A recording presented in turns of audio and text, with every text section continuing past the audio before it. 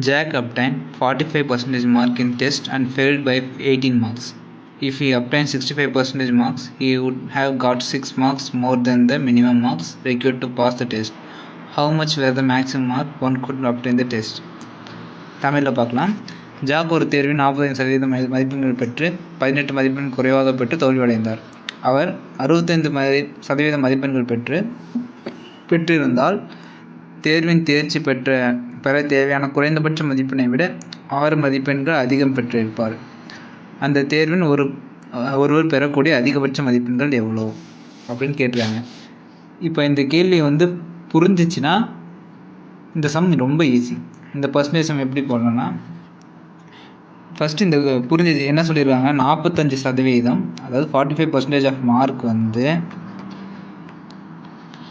45% of mark எடுத்துருக்காரு. எவ்வளோ பத்தலை?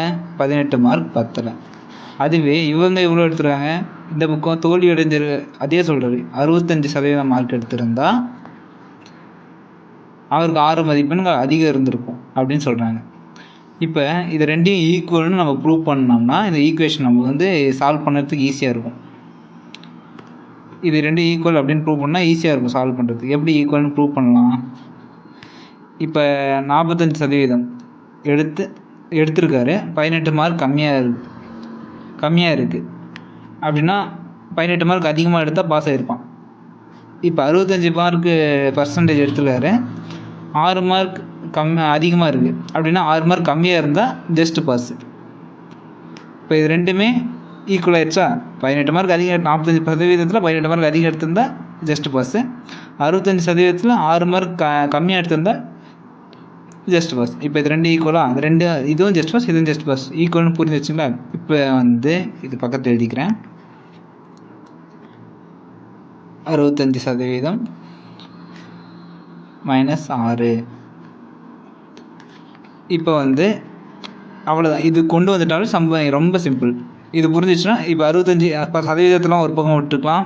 65% -45% இப்போ 18 இருக்குது, ப்ளஸ் மைனஸ் இந்த பக்கம் வந்துச்சுன்னா ப்ளஸ் ஆயிரும், +6. இப்போ 24. இந்த பக்கம் 65 45 போச்சுன்னா 20%. 20%. இப்போ நம்மளுக்கு கேட்டிருக்கிறது என்ன கேட்டிருக்காங்க? 100% எவ்வளவு அப்படின்னு கேட்டிருக்காங்க. 100%னா 20%, 100% எப்படி மாற்றலாம்? ஃபார்முலாலாம் தேவையில்லை, சிம்பிளாக போடலாம். 20 கூட எதை மல்டிபிள் பண்ணால் 100 வரும், 5 மல்டிபிள் பண்ணலாம். இது கூட அப்படின்னா 5 மல்டிபிள் பண்ணலாம். 24 × 5 20 × 5 100, 4 × 5 20, 120. அப்போ ஓவரால் மார்க் 120 இருக்கும். ஆப்ஷன் இருக்கா? 120. அவ்வளவுதான், சிம்பிள். நம்மளுக்கு இந்த ஃபஸ்ட் லைன் மட்டும் ஃபார்ம் பண்ணிட்டோம்னா புரிஞ்சிருச்சுன்னா இந்த பர்சன்டேஜ் தான் இருக்கிறதுலே ரொம்ப ஈஸி. ட்ரை பண்ணி பார்க்கலாம்.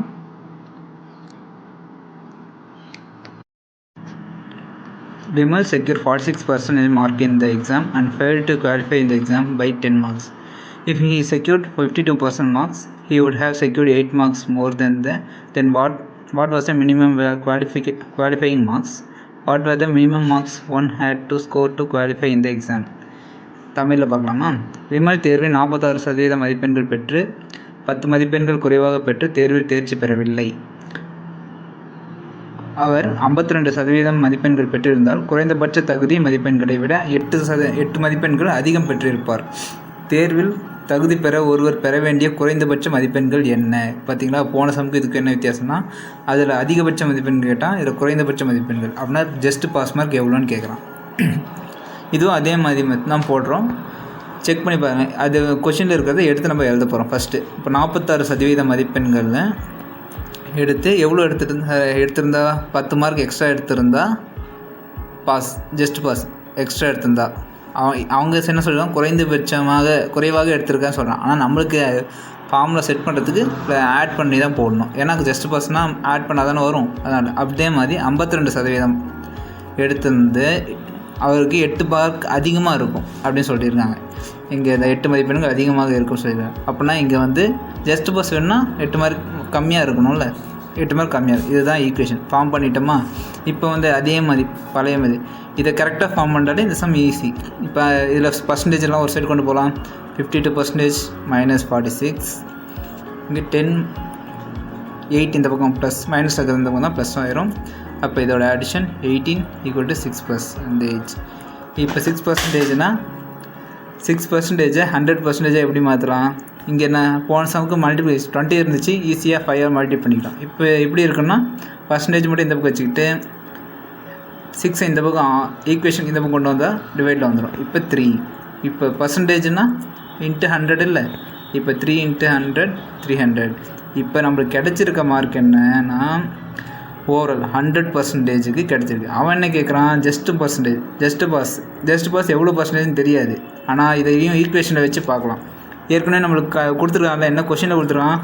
46% ஆஃப் அப்படின்னா பர்சன்டேஜ்னால் 300க்கு 46% எடுத்திருந்தா அவன் அது கூட 10 ஆட் பண்ணணுன்னு அர்த்தம். இப்போ 46 300 46% எப்படின்னு கண்டுபிடிச்சா முடிஞ்சு போச்சு இல்லை? 100 எப்படி கண்டுபிடிக்கலாம்? 46 × 100 / 100 பெருக்கல் 300 அப்படின்னு போட்டோன்னா இந்த 0க்கு 0 0க்கு அடிஞ்சிருச்சுன்னா 46 × 3 பெருக்கி பாருங்களேன், 138. ஆப்ஷன் இல்லைன்னு பார்த்து ஏடக்கூடாது. ஆப்ஷன் அதையும் கொடுத்துருப்பான், ஆனால் அது இல்லை. கூட 10 மார்க் எடுத்தால் தான் அவன் பாஸு. 46 மார்க் எடுத்து ஃபெயில் தான் இருக்கான். அப்போனா 38 கூட்டல் 46 148. இதுதான் கரெக்டான ஆன்சர், 148. இவன் கொஞ்சம் குழப்புற மாதிரி நிறைய சுற்றி வலிச்சு தான் கேட்டிருப்பாங்க. நம்ம கரெக்டாக புரிஞ்சுக்கணும். இந்த கொஷினை புரிஞ்சுக்கிட்டோம்னா இந்த பர்சன்டேஜ் சம் வந்து ரொம்ப ஈஸி.